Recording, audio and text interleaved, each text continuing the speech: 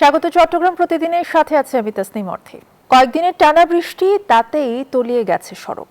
হাঁটু সমান পানি পেরিয়ে স্কুলে যেতে হয় শিক্ষার্থীদের। ঘর বন্দী হয়ে পড়েছেন বাসিন্দারা।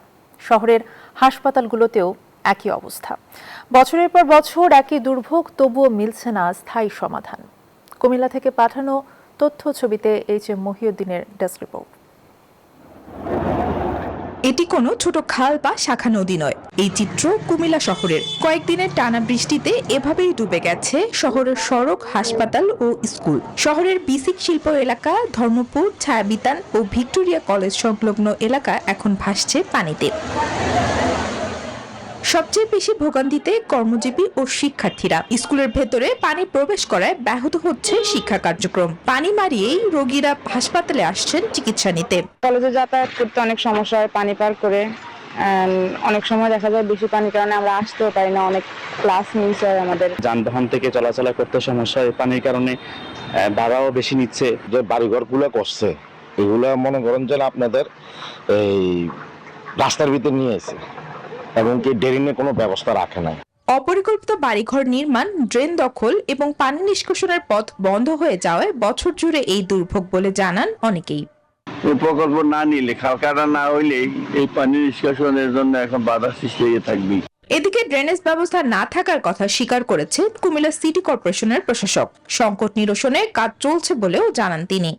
পরিকল্পিতভাবে করা হয়েছে, ড্রেনেজ ব্যবস্থা নেই, যার কারণে কিন্তু পানিগুলা নিষ্কাশনে অনেক বাধাগ্রস্ত হয়। প্রবলেমটা ওখানে। শুধু আশ্বাস নয়, কুমিল্লার এই অবস্থা নিরসনে কর্তৃপক্ষ দ্রুতই ব্যবস্থা নেবেন, এমনটাই প্রত্যাশা জনগণের। Desk report, news 24।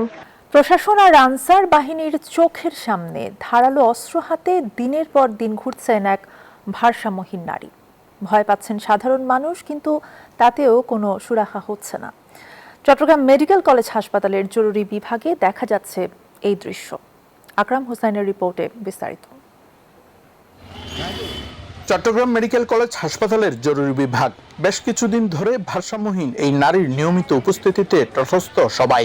কখনো সাধারণ রোগী, কখনো বা স্বজনদের টার্গেট করে ধারালো ছুরি উঁচিয়ে ভয়ভীতি প্রদর্শন করছেন তিনি। রোগী ও স্বজনরা বলছেন, জরুরি বিভাগের ঠিক পাশেই পুলিশ বক্স, আর সাথে সার্বিক নিরাপত্তার দায়িত্বে নিয়োজিত রয়েছে হাসপাতাল কর্তৃপক্ষের আনসার বাহিনী। তারপরেও এই নারীকে সরানো হচ্ছে না বলে অভিযোগ তাদের। একদিকে চিকিৎসা সেবার নিম্নমান আর অব্যবস্থাপনা, অন্যদিকে পদে পদে নিরাপত্তার ঝুঁকি। সব মিলিয়ে দূর দূরান্তের হাজারো সেবা গ্রহীতা পড়েছেন বিপাকে। ছুরি নিয়ে এখানে ভিতরে ঢুকে যায়, মানুষকে ভয় দেখায়, রোগীরা আতঙ্কিত হয়। আমরা তো ভয় পাবো, আমরা পাবলিক, আমরা এখানে আসা যাওয়া করি, কার সাথে না কার সাথে লাগাতে কোনো আছে না, বিচিত্র কিছু আছে না। এখানে আনসাররা বের করে দেয়, উনি আবার চলে আসে।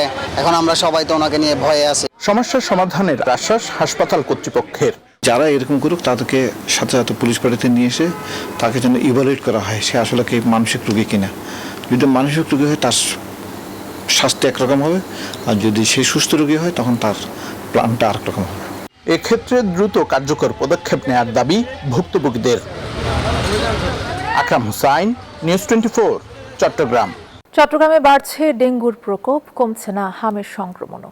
প্রতিদিনই বিভিন্ন হাসপাতালে, বিশেষ করে চট্টগ্রাম মেডিকেল কলেজ হাসপাতালে ভর্তি হচ্ছেন নতুন রোগী। পরিস্থিতি নিয়ন্ত্রণে স্বাস্থ্য বিভাগ 20টি পাওয়ার মেশিন দিয়ে মশক নিধন কার্যক্রম চালাচ্ছে। এদিকে সিটি কর্পোরেশন বলছে, অপরিচ্ছন্ন পরিবেশ এবং যত্রতত্র আবর্জনা ফেলার কারণে মশার বংশ বিস্তার বাড়ছে। নয়ন বড়ুয়া জয়ের তথ্যচিত্রে ডেস্ক রিপোর্ট। চট্টগ্রামে প্রতিদিন বাড়ছে ডেঙ্গু রোগী। চট্টগ্রাম মেডিকেল সহ বিভিন্ন হাসপাতালে ভর্তি হচ্ছেন আক্রান্তরা। সবচেয়ে বেশি রোগী ভর্তি হচ্ছে চট্টগ্রাম মেডিকেলে। জ্বর হলেই ডেঙ্গু আছে কিনা এটা শনাক্ত করার জন্য নিকটস্থ হাসপাতালে যাওয়া, আর হচ্ছে আশেপাশের যে পরিবেশ, বিশেষ করে জলাবদ্ধতা, ওগুলো ইয়ে করা এবং এবং এবং স্প্রে করা। ডেঙ্গু নিয়ন্ত্রণে 20টি ফগার মেশিন দিয়ে মশক নিধন কার্যক্রম চালাচ্ছে স্বাস্থ্য বিভাগ। তবে সরকারি উদ্যোগের পাশাপাশি জনসচেতনতাকেও সবচেয়ে বেশি গুরুত্বপূর্ণ বলছেন সংশ্লিষ্টরা। প্রত্যেকটা বাজারে আমাদের ডেঙ্গু কোনা করা হয়েছে, ডেঙ্গুর জন্য আলাদা কিটগুলো দেওয়া হয়েছে এবং পরীক্ষাগুলো ফ্রি করার জন্য বলা হয়েছে। এবং প্রত্যেকটা হাসপাতালে, চট্টগ্রাম মেডিকেল কলেজ সহ, জেনারেল হাসপাতাল সহ সব জায়গায় আমরা ডেঙ্গু রোগীদেরকে ফ্রি ট্রিটমেন্ট করার জন্য আমরা অনুরোধ করেছি। সিটি কর্পোরেশন বলছে যত্রতত্র আবর্জনা ফেলায় মশার প্রজনন বাড়ছে, তাই পরিচ্ছন্নতা বজায় রাখতে সবার সহযোগিতা প্রয়োজন। সচেতনতা বৃদ্ধিতে কাজ না হয় তাহলে আমরা আইন প্রয়োগে বাধ্য হব। আমাদের 10 জন ম্যাজিস্ট্রেট আছে এলাকা ভিত্তিক, আমরা তখন ম্যাজিস্ট্রেট দিয়ে শাস্তির আওতায় সকলকে নিয়ে আসার ব্যবস্থা করব।